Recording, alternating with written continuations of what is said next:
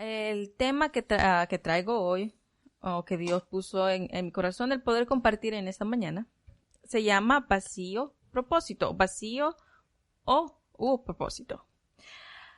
Son dos cosas diferentes, no es que, pero más adelante usted va a entender por qué el tema de hoy, de esta mañana, se llama vacío, pleca o slash propósito. Nosotros sabemos que antes que nosotros viniéramos a la luz maravillosa, estábamos vacíos, estábamos sin un propósito, estábamos en las tinieblas. Nosotros sabemos que las tinieblas han sido siempre un parásito de la luz. Por ende, siempre si vemos, las tinieblas siempre se relaciona con algo helado. Cuando alguien va a un lugar o está en una caverna o algo, usualmente está helado, está frío porque no hay calor, no hay luz. Entonces, eso era nuestra vida y eso era el universo, o mejor dicho, esto vino a ser la tierra después de que pasó el caos. Nosotros sabemos un poquito de eso, de esta historia. Pero vamos a ver el vacío. ¿Por qué hubo un vacío? ¿Y cuál fue el propósito de las cosas? Así que cuando nosotros venimos a nacer, nosotros venimos lógicamente, o estoy hablando humanamente, cuando nosotros venimos a nacer, nosotros vivimos. Pero después, cuando nosotros renacemos en una esperanza eterna en la cual renacemos para servir. Y esto se vuelve un vacío, algo sin propósito en nuestras vidas, nos viene a dar una esperanza, no solamente en una salvación o en el retorno de Jesucristo, sino el potencial de poder servir. Nosotros sabemos, hemos tocado el tema acerca del dulos, y nosotros sabemos que el mejor ejemplo de dulos o de servidor o de esclavo fue nuestro Señor Salvador Jesucristo. Pero ahora vamos a la palabra rápidamente. Después de esta introducción, vamos a hablar o vamos a comenzar con el vacío. ¿Qué quiere decir vacío? En todos los sentidos. Lo vamos a generalizar por decirlo un poquito, pero vamos a Isaías rápidamente. Isaías 45:18. Y si ve que es un poquito diferente a su Biblia, yo siempre ocupo diferentes versiones. Y viene siempre a decir lo mismo, pero a veces la Reina Valera se queda corta o a veces sí lo expande. Pero solo apúntelo, y si usted tiene otra versión o Reina Valera, entonces va a ver también y lo puede comparar. Isaías 45:18. Y vamos, y dice así: porque así dice el Señor, que creó los cielos, el Dios que formó la tierra, la hizo y la estableció. Aquí, en su versión, o en la Reina Valera, si no me equivoco, dice el que la hizo y la compuso, o la que la estableció y el que la compuso. Cuando dice formó la tierra, no está contradiciendo Génesis 1:1, donde dice Dios creó los cielos y la tierra. En ningún momento no lo está contradiciendo. Solo está diciendo que Dios creó los cielos y lógicamente después tuvo que volver a establecer después de que vino el caos. Después que vino este cataclismo. Todos sabemos, después del adversario. Y el que la tuvo que otra vez formar, y el que volvió a poner límites, el que volvió a establecer leyes, porque tuvo que establecer leyes, más adelante lo vamos a ver. Y él no la creyó, no la hizo en un lugar desolado. Aquí viene la aclaración. Él no la creó para que fuera un lugar desolado, sino la formó para que fuera habitada. El Señor yo no hago y no hay ningún otro. Aquí ya vemos un poquito más. El Señor, nuestro Dios, creó todas las cosas y creó el universo, los cosmos, y vemos que todo esto ha sido una cosa completa, o ha sido una complementación para que nosotros podamos estar en la tierra. Este ha sido el trono del hombre. Nosotros sabemos eso, de que es el hábitat, right? Y también más adelante vamos a ver que también el ser humano no fue creado, y cuando nosotros sabemos que hecho, formado y creado, ¿verdad? Cuando yo hablo creado, no estamos hablando de que él formó el ser humano del polvo de la tierra, sino creado en el sentido de un ser espiritual. Lo remarco por aquellos que no sabemos. Cuando digo creado, no estoy hablando de la materia, sino del espíritu.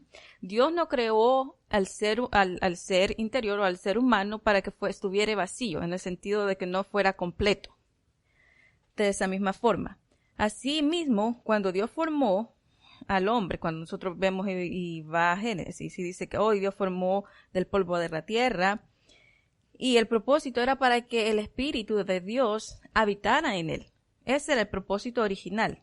Nosotros fuimos creados en luz. Cuando digo fuimos creados, estamos hablando lógicamente en Adán, antes que todas estas cosas pasaran. El propósito de Dios en la vida del ser humano no era un propósito vacío, ya lo hemos dicho. Pero Dios tuvo que restablecer este propósito original cuando, lógicamente, después que Adán pecó, después de que todas estas cosas se vino, entonces Él restableció todas estas cosas cuando nosotros creímos en Jesucristo, cuando nosotros nacemos de nuevo.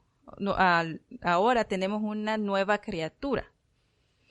Entonces, ahora este propósito se vuelve a cumplir en nosotros, ese propósito original que había antes. Entonces, vamos a ir saltando, por decirlo así, teniendo este contraste del vacío y del propósito, por eso se llamaba así el tema. Hoy lo estamos entendiendo un poco mejor.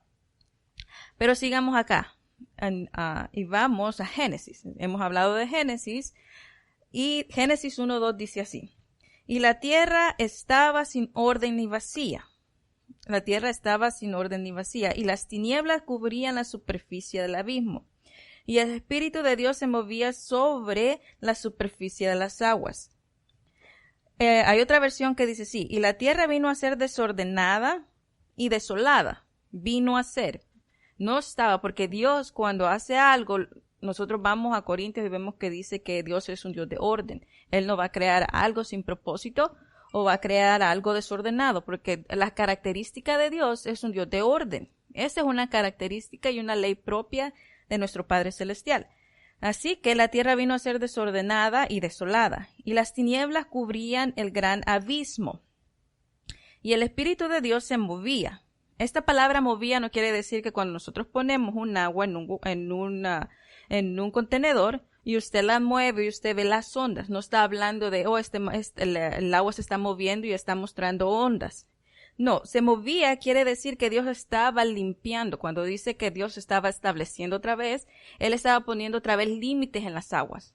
Estaba ordenando. Cuando dice que la volvió a establecer y dice, y vemos que el poder de Dios se movía en la superficie del agua, en el sentido de que lógicamente usted no va a ver así como cuando Moisés y vemos a la mitad el agua, sino se miraba que las aguas estaban, ¿qué? Volviendo a sus límites. Moverse que nota una acción, y esta acción quiere decir que el agua estaba volviendo a su lugar. Y por eso se movía, cuando dice se movían, vuelvo y repito, está enfatizando el poder de Dios, no solamente el aire o algo, sino más ahí dice, y el Espíritu de Dios se movía, accionaba en las aguas. Lógicamente está enfatizando un poder en acción. Pero sigamos ahí. Jeremías, vamos a Jeremías, y Jeremías 4:23. Vamos y dice, miré a la tierra, Jeremías 4:23, miré a la tierra y he aquí que estaba sin orden y vacía, y los cielos, y no tenían luz. Dice, y miré a la tierra y he aquí estaba, se volvió sin orden, se volvió vacía. Ahora bien, cuando nosotros conocemos la palabra vacía quiere decir falta de poder, falta de propósito. Eso quiere decir vacía. Y los cielos, no había en los cielos luz. ¿Por qué? Porque se volvió un caos. Ya no hubo un límite de orden. Y más adelante vamos a ver un poquito acerca de límites y orden. Y ya no había un límite, no había una orden. Así como hay un límite y orden en la ley de la gravedad, aquí, cuando se hizo un caos, ya no había límites en los parámetros del agua y de todo, y por eso este desorden trajo las tinieblas. Ahora me gustaría compartir solo un fragmento de la introducción del libro de liderazgo en el cuerpo de Cristo. Y solo va a ser un poquito porque habla correlacionado con lo que estamos hablando. Y vamos. Y dice así, el universo es en el cual nosotros vivimos. Lógicamente, el universo es el cual nosotros estamos basados. Y este universo trae reglas. El mismo universo tiene reglas. Vemos que por qué en el espacio vuelan las cosas. Todas estas son reglas. Reglas no en el sentido de, hay un stop y yo tengo que parar, sino reglas así como el universo sabe sus límites, sabe por qué hay un objeto no se puede quedar parado, etcétera. Estamos hablando de estos límites, de estas reglas que hay en el espacio. Sin ellas, sin todas estas reglas, aún en las reglas en el océano, en el universo, en todo lo que nosotros vemos, sin estas reglas, nosotros viniéramos a ser amorfo. Y muchos de nosotros diríamos, ¿qué es un amorfo? No se preocupen, yo lo investigué también. Vamos a ver, ¿qué es un amorfo? En un paréntesis, para saber qué. Sin todas estas reglas, viniéramos a ser amorfo.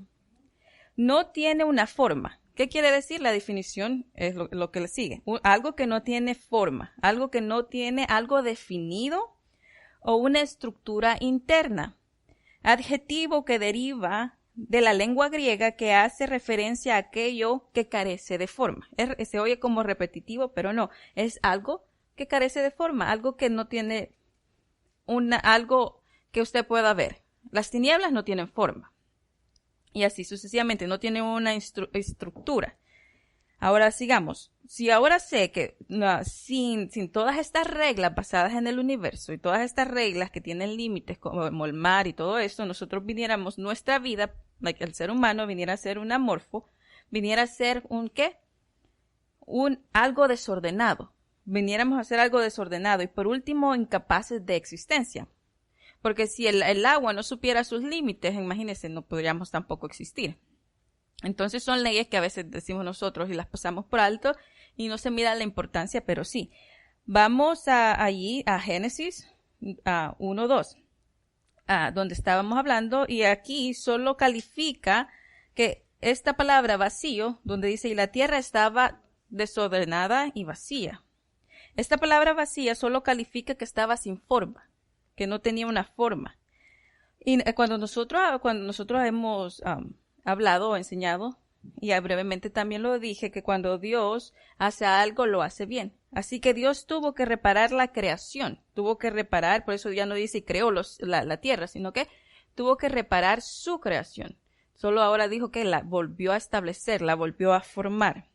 Después de la caída del adversario, vemos que él tuvo que hacer todas estas leyes, tuvo que hacer otra vez todas estas órdenes, tuvo que restituir leyes y reglas las cuales definen el funcionamiento aún de los mismos cosmos.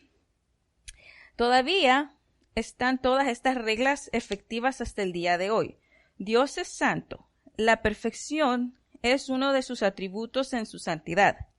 Yendo más allá, el orden es un atributo de su perfección.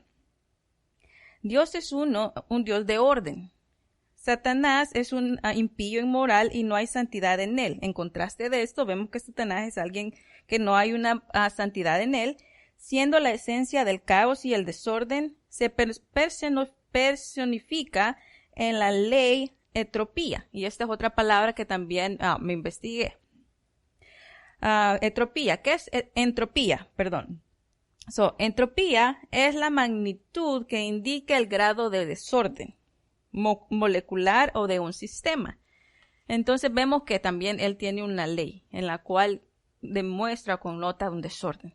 Ahora bien, el universo es la arena donde están el contenido de estas dos fuerzas. Es como tomar un plano, un esquema interior, como lo habíamos dicho brevemente, como la genética, los genes. Nosotros tenemos genes. Toda la sustancia y la energía incrementada en un estado u orden en cualquier cosa. Este es el proceso de creciente. Eso viene de que va creciendo, como cuando nosotros ponemos agua a una esponja pequeña y en la misma agua, cuando lo absorbe esa esponja va creciendo. Es algo natural, tiene inercia porque va absorbiendo algo y va creciendo. Eso se llama incrementando, un proceso de creciente. En un estado de orden, y esto lógicamente, este estado de orden se llama crecimiento y construcción, que es edificación de casa. Ahora bien, lo opuesto a esto, al estado creciente, es lógicamente muerte y destrucción, porque la muerte lógicamente no nos ayuda a crecer y la destrucción mucho menos. Pero Dios es el que construye y Él es el responsable de incrementar cuál es nuestro estado. Nosotros también tenemos la palabra que nos dice de que Dios es el que hace que nosotros tengamos, es el que da, es el que nos da el entendimiento. Esto solo fue un poquito de la introducción acerca del liderazgo de Cristo. Y nosotros podemos ver también más adelante, pero vamos a Efesios, antes de seguir en esto de las leyes. Vamos a Efesios 5:2. Efesios 5:6, perdón, no 2. Vamos rápidamente a Efesios, capítulo 5 y versículo 6. Y dice así. Yo sé que algunos todavía están viendo las hojitas y todo eso. Pero Efesios, vamos a Efesios y vamos a leer el capítulo 5 y nos vamos a ir al versículo 6, que dice así. Que nadie os engañe con palabras vanas. Esta palabra vanas es la misma palabra vacío en la que estábamos hablando. Vanas quiere decir vacía. Que nadie os engañe con estas palabras vacías, con estas palabras falta de poder o con estas palabras sin propósito. Pero todas estas, lógicamente, está hablando del propósito de Dios. Del propósito de Dios. Que nadie os engañe con las palabras que no vienen con el poder del propósito de Dios. Lógicamente, ¿verdad? Porque es la palabra de Dios. Pues, por causa de estas cosas, ¿de cuáles? De escuchar palabras que no vienen de acuerdo al propósito de Dios, por causa de estas cosas, la ira de Dios, y sabemos que la ira de Dios solo es una figura, en el sentido de que Dios no es el que esté enojado, sino que porque nosotros no prestamos atención, entonces vienen las cosas. Vienen sobre los hijos de desobediencia. Los hijos de desobediencia son aquellos que no queremos escuchar de acuerdo a las palabras que traen el provecho de Dios. Ok, entonces vamos rápidamente y ahí después de Efesios, Filipenses, o vamos a Filipenses. Filipenses en el capítulo 2 y vamos a leer del 4 al 8. Del 4 al 8. Filipenses, unas cuantas hojas, el capítulo 2 y vamos a comenzar del versículo 4. Que cada uno de ustedes aprecie y mire y se preocupe no simplemente por sus propios intereses. Estamos hablando de aquel que sirve, hemos hablado de que nosotros hemos renacido para servir. Hemos tenido el ejemplo de Jesucristo, el cual él ha sido el mejor dulos que hemos tenido, el mejor esclavo. Él dijo, yo no he venido para que me sirvan, sino para servir. Y aún vemos que dio su vida. Él no vio sus propios intereses, sino lo de los demás. Asimismo, sino también los intereses, y ahí dice lo que acabo de decir, el interés de los demás. Vamos al 5. Que esta misma actitud, ¿cuál es esta actitud? Esa actitud de servir, esa actitud de ser un dulos, esa actitud de ser un esclavo. Como Pablo decía, yo por amor a Cristo soy esclavo. Que esta misma actitud, propósito y mente, tengo que tener una actitud, y si tengo una actitud, tengo que tener un propósito. Y si tengo un propósito, ¿cuál es el propósito? Yo tengo la mente de Cristo. ¿Cuál es? La mente humilde. Este en ti, lo voy a leer corrido hoy, que esta misma actitud y propósito y mente humilde esté en ti, que es la misma mente que estaba en Jesucristo. Sea Él tu ejemplo de humildad. 6. Quien, aunque siendo esencialmente un proveniente de Dios, eso quiere decir, lógicamente, María creyó y era sangre, por decirlo así, creada de Dios. Sabemos que Dios no tiene sangre, pero era por medio de esta creencia y en la forma más de lo cercano de Dios, poseyendo la plenitud y los atributos que caracterizan a Dios. No pensó que esta igualdad con Dios era algo que él tenía que asirse con entusiasmo o reteniendo esta vanagloria ser igual a Dios o aún ser más que él. Ahora bien, 7. Se despojó. Más adelante lo voy a volver a repetir, pero se despojó. ¿Qué es despojarse? Cuando usted se quita. En este énfasis también viene el vacío. ¿Por qué digo vacío? Cuando Jesucristo se despojó, Él se vació. Es como cuando nosotros decimos, vaciamos un vaso y quitamos el agua. Entonces, Él que se vació de sí mismo. de cualquier cosa que podría traer ego, de cualquier cosa que no fuera el propósito de su Padre, de Dios. Entonces, él se despojó, él se vació de sí mismo, se quitó cualquier cosa que fuera de Jesucristo y que puso a Dios su Padre. Entonces, se despojó, se vació del mismo, de todos los privilegios y de dignidad legítima para asumir la apariencia de un siervo. Un siervo, hemos dicho, que es un esclavo, un servidor, en sentido de que se hizo como hombre, no que él no era un hombre. La palabra dice aún que Jesucristo no es que era una deidad o que bajó del cielo, etcétera, sino era un hombre, era un ser humano. Pero aquí cuando dicen que se hizo hombre, está hablando de que él fue tratado como cualquier persona que nace según la carne, cualquier ser humano común y corriente. Y ese quiere decir el énfasis del 7. 8. Y después de haber aparecido en una forma humana, en el sentido de esta carne, porque si él era carne, se humilló y humilló aún más y llevó a su obediencia hasta el extremo de la muerte, que fue el extremo de la muerte de cruz.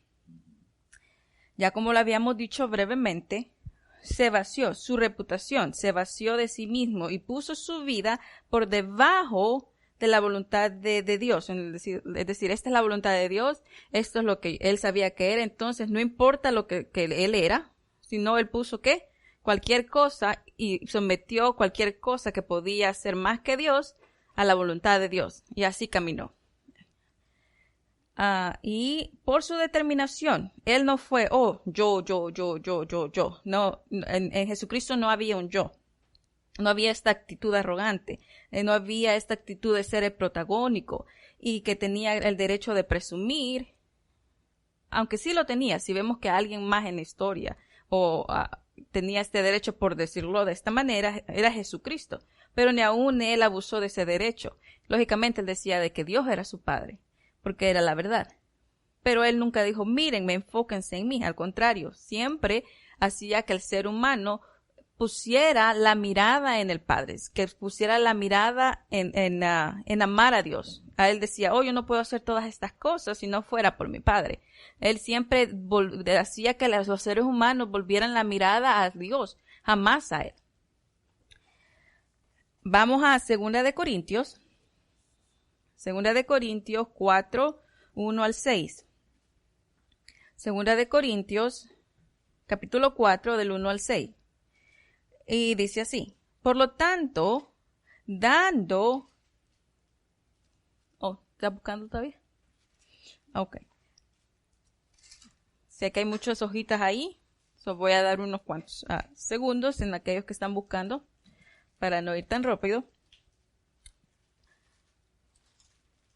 2 de Corintios, capítulo 4, versículo 1 al 6.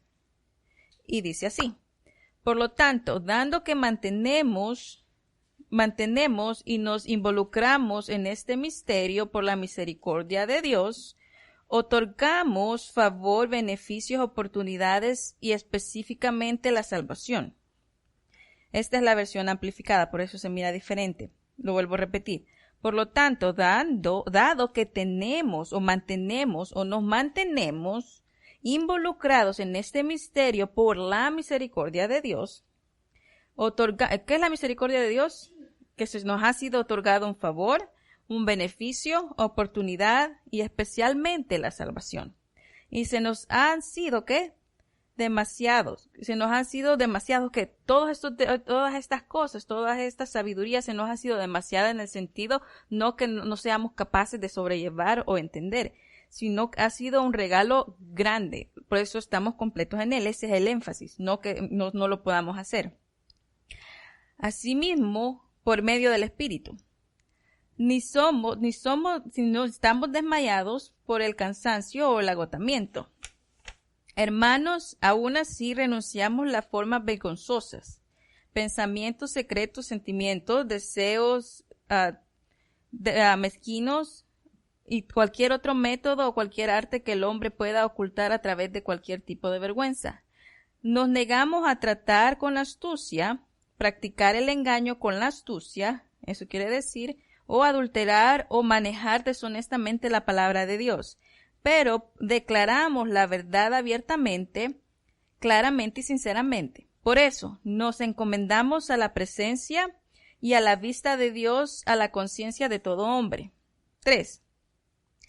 Pero aunque nuestro evangelio, las buenas nuevas, también esté oculto, oscurecido y cubierto con un velo que obstaculiza el conocimiento de Dios, está oculto solo para los que mueren en el oscuro y oscurecido, solo para los que están espiritualmente muriendo y velado, solo para aquellos que están perdidos, velado lógicamente aquellos que tienen un velo, aquellos que no pueden ver el evangelio, aquellos que no pueden ver es la palabra de Dios. Allá nos dice que tengamos cuidado en estas vanas palabras, en el propósito de Dios. ¿Qué fue el propósito verdadero, el propósito eterno en el cual Dios ahora nos restableció, así como restableció la tierra? Fue que dio a su Hijo y que restableció el Espíritu, restableció todos los regalos, todas estas cosas que hemos dicho y aún el mismo Evangelio. Y muchos no lo han aceptado, por eso dice que es muerte para aquellos que el entendimiento lo tienen oscurecido, aquellos, el velo, aquellos que no pueden ver en lo espiritual. ¿Y por qué no pueden ver? 4. Porque el Dios de este mundo ha cegado el entendimiento de los incrédulos para que no disciernan esta verdad, impidiéndoles ver la luz iluminadora del Evangelio de la gloria de Cristo. Estamos hablando ya del Evangelio de Cristo, el Mesías, que es la imagen y la semejanza de Dios. Ahora bien, vamos al versículo 5. Y dice, porque lo que predicamos no predicamos de nosotros mismos. A lo mismo que estábamos hablando de Jesucristo, cuando hemos dicho de que Jesucristo se despojó, Él se vació, Él no vino y dijo, oh, yo vengo aquí, yo vengo allá, no vino, sino vino y dice, yo vengo a hacer la voluntad de mi Padre. Cuando había un yo, siempre resultaba en la oración Padre. Así nosotros mismos, nosotros no venimos a predicar nuestras capacidades, nuestras habilidades y nuestro conocimiento, venimos a ¿qué? Nos vaciamos de nosotros mismos, nos vaciamos de toda esa vanagloria, de todo lo que nosotros podemos creer de nosotros mismos, vemos la necesidad de los demás, vemos que nuestra vida se vuelve vacía cuando no nos enfocamos en el propósito de Dios, cuando no nos acercamos a los parámetros y reglas establecidas, así como el universo tiene reglas establecidas, nosotros tenemos reglas establecidas, pero estas reglas no van a violar en ningún momento los derechos de Dios. O los derechos dados por Dios, mejor dicho. Asimismo, Jesucristo, nosotros no venimos a hablar o predicar nada de nosotros mismos, sino de Jesucristo como Señor, porque estamos hablando del Evangelio. Nosotros simplemente como sus siervos o esclavos por amor de Jesús. Porque Dios que dijo, que la luz brille de las tinieblas, y no está hablando, y aquí viene un contraste hermoso, cuando dice de que cuando Él creó y dijo, sea la luz. ¿Y qué pasó? Y la luz fue y las tinieblas salieron huyendo. Asimismo, cuando vino el caos, este cataclismo, y cuando la tierra se volvió desordenada, y cuando la palabra dice que Él volvió a establecer los límites de la tierra, y volvió a restablecer la tierra, y volvió a tener que hacer todas estas cosas. Asimismo, nosotros tenemos estos límites. Límites. Cuando hablo de límites, estoy hablando, lógicamente, basado a la palabra. Y Él resplandeció ¿en qué? Nuestros corazones. Él que hizo todas estas cosas por mí, porque al final nosotros vivimos también en la tierra, resplandeció ¿en qué? En mi corazón. Él es el que dijo, ok, sea la luz en Margarita. ¿Para qué? Para que el entendimiento, como hemos visto, para que mi entendimiento no esté velado, para que mi entendimiento no esté nulo, ni vacío, ni falta del propósito de Dios en mí. Sea la luz para que el Dios de este siglo no ciegue mi entendimiento y no pueda entender todas las cosas que realmente Dios quiere para mí. Ahora bien, cuando dice sea la luz y irradiamos la luz, y esta luz ilumina del conocimiento de la majestad de la gloria de Dios, como se manifiesta en la persona, así es revelado, del rostro de Jesucristo el Mesías. Y esta era la parte del versículo última del 6. Vamos a Colosenses 2:6. Colosenses capítulo 2, versículo 6, y vamos a leer al 15. Se oye bastante, pero no, solo también me gusta leer el contexto para saber un poquito también acerca de qué estamos hablando. Pero vamos, Colosenses capítulo 2, versículo 6, y vamos a leer hasta el versículo 15. Y el versículo 6, y ahorita le voy a leer a la Nueva Traducción Viviente, y dice así, el 6. Por lo tanto, de la manera que recibieron a Cristo Jesús como Señor, ahora deben seguir sus pasos. Nosotros seguimos sus pasos como lo hemos dicho. Él ha sido la mejor ejemplo de humildad. Él ha sido la mejor ejemplo de dulos, de servidor, de esclavo. Vemos su vida a través de los evangelios y vemos su después de su ascensión, no su ascensión, sino después de su ascensión en las epístolas donde está sentado en los lugares celestiales, y vemos cada una de estas cosas en las cuales la palabra siempre refleja un corazón humilde, un corazón en el cual solo dio la voluntad del Padre, no la propia. Sigamos sus pasos. Ahora que tenemos esto, ahora deben seguir sus pasos. Arráiganse profundamente en Él y edifiquen toda vida sobre Él. Él es el fundamento. Entonces la fe de ustedes se florecerá en la verdad que les he enseñado. Rebosarán de gratitud. 8. No permitan que nadie los atrape con filosofías huecas. Esta palabra huecas es la misma palabra falta de poder. Algo que es hueco, lógicamente usted lo toca y no tiene nada por dentro. Y hemos hablado que Dios tiene una estructura interior para nosotros. ¿Cuál es la estructura interior? Lógicamente nosotros no estamos huecos, nosotros tenemos el Espíritu, nosotros tenemos toda esta verdad, tenemos un evangelio que es conforme al propósito eterno de Dios. Entonces nosotros ya no tenemos que andar en filosofías huecas, aquellas que no traen el propósito de Dios en mí. Y disparates elocuentes que nacen del pensamiento humano y de los poderes espirituales de este mundo y no de Cristo. Pues en Cristo habita toda la plenitud de Dios que está en el cuerpo humano.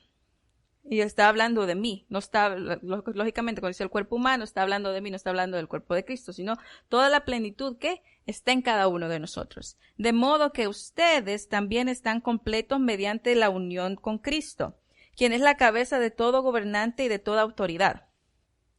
11. Cuando ustedes llegaron a Cristo, fueron circuncidados, pero no mediante un procedimiento corporal. Cristo llevó a cabo una circuncisión espiritual, es decir, les quitó la naturaleza pecaminosa, pues ustedes fueron sepultados con Cristo cuando Él se bautizó y con Él también fueron resucitados, para poder vivir una vida nueva, debido a que confiaron en el gran poder de Dios, quien lo levantó a Cristo de los muertos. 13. Ustedes estaban muertos a causa de sus pecados. ¿Estábamos qué? En las tinieblas. No teníamos el propósito de Dios. Estábamos vacíos. Estábamos sin la estructura. Pero ahora, como estábamos hablando, cuando Dios dice, sea la luz, y la luz es, y brilla en el rostro de cada uno de nosotros. Y ahí se les fue quitado toda la naturaleza pecaminosa. Entonces Dios les dio vida con Cristo al perdonar a todos nuestros pecados, o al perdonar todos nuestros pecados. 14. Él anuló el acta de los cargos que había en contra de nosotros y la eliminó clavándola en la cruz. De esa manera desarmó a los gobernantes y autoridades espirituales, los avergonzó públicamente con la victoria sobre ellos en la cruz. Y ese es el 15. Y ya casi para declinar, ya casi para terminar, pero vamos a unos cuantos porciones de la Biblia. Vamos a Efesios. Nos vamos a quedar un ratito en Efesios y vamos a ver qué es el velo, por qué es el evangelio, qué es este evangelio, qué es lo que realmente resplandece en nuestro rostro. Vamos rápidamente a Efesios. A Efesios capítulo 3 y vamos a leer el 14 al 21. Y nosotros conocemos ya esta es la oración, pero después del 21 nos vamos a saltar al 11. Efesios 3:11. Pero primero vamos a leer desde el 14. Así es. Vamos al 14 y dice así. Cuando pienso en todo esto, caigo de rodillas y elevo una oración al Padre, el creador de todo lo que existe en el cielo y en la tierra. Pido en oración que, de sus gloriosos e inagotables recursos, los fortalezca con poder en el ser interior. ¿Cuál es este ser interior? ¿Qué es lo que hemos hablado? La estructura. ¿Qué es la estructura interior que nosotros tenemos? ¿Qué es la forma? Acuérdense que estábamos hablando de que sin estas reglas nosotros no tuviéramos forma. Ahora, ¿cuál es la forma que yo tengo adentro? ¿Cuál es la estructura? Lógicamente es espiritual, por eso habla de un ser interior.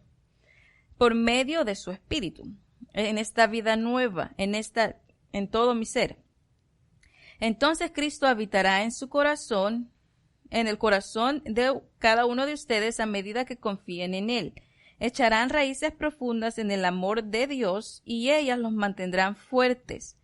Espero que puedan comprender cómo responder a todo el pueblo de Dios. Cuán ancho, cuán largo, cuán alto y cuán profundo es su amor.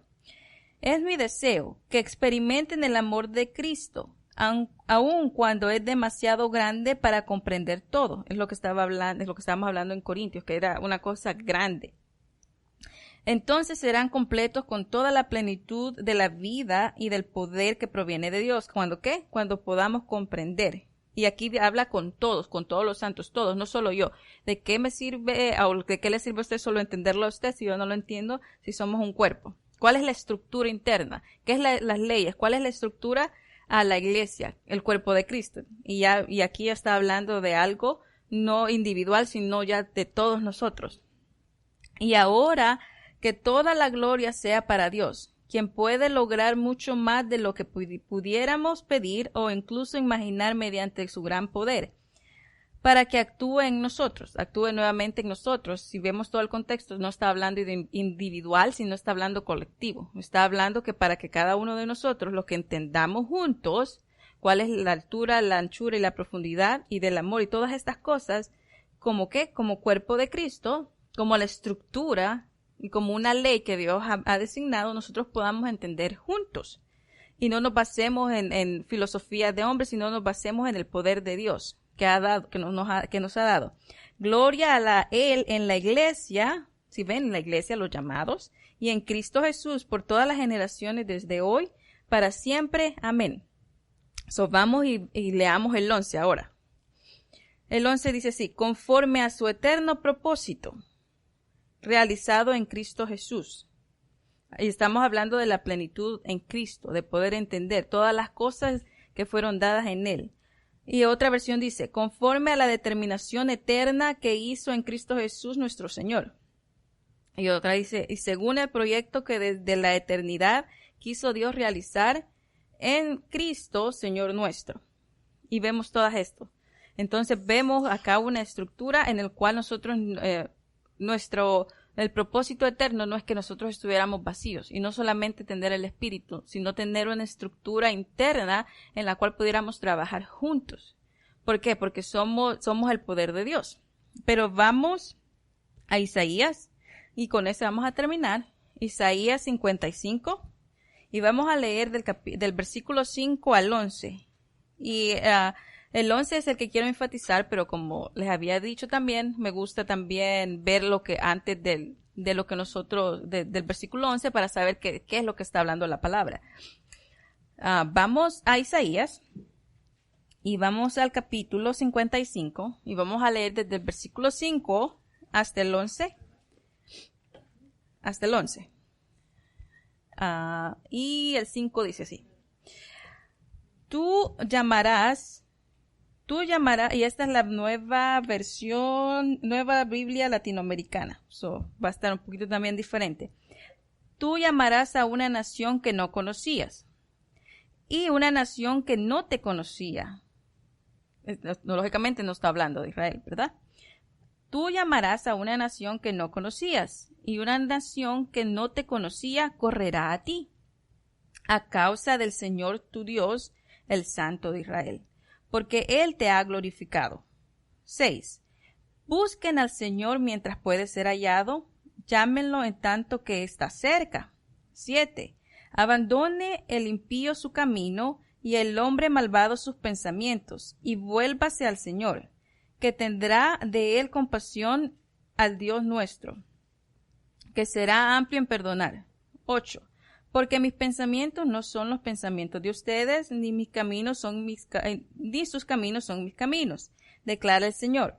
9. Porque como los cielos son más altos de la tierra, asimismo mis caminos son más altos que vuestros caminos, y mis pensamientos más que sus pensamientos. 10.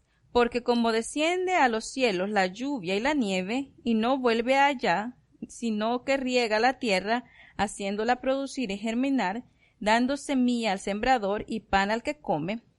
11. Así será mi palabra que sale de mi boca.